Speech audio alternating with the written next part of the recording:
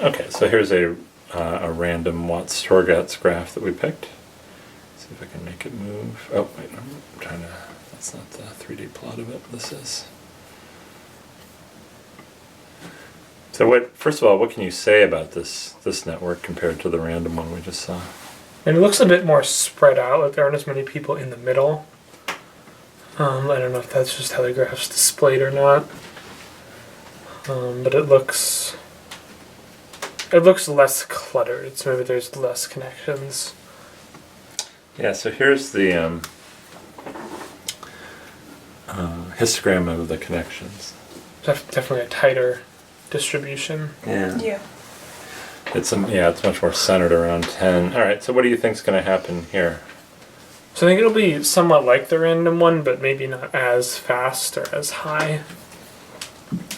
Maybe we'll only get to like 500 as our peak of the peak. Okay. Yeah, because it definitely seemed less clustered. It seemed more spread out. All right. So let's see. Let's go through it. Getting up to 20.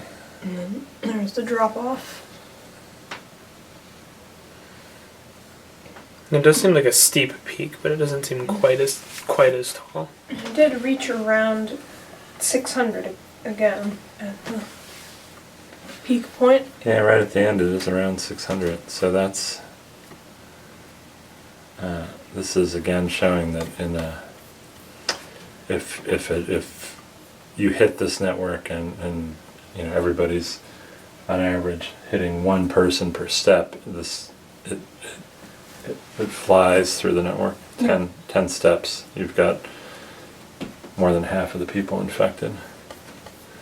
But also, we do have this critical point behavior. I gotta go raise that up a little bit. Okay. Yeah. So what do you notice here? Yeah, so it's not as as straight up as the random one was, but it is still pretty steep, and this sort of intermediate area is still narrow. It doesn't rise as fast, definitely. It doesn't. It's not as vertical, but it's still pretty quick. Mm-hmm. Below the threshold, it just sort of fades away. Above the threshold, Not everyone's infected.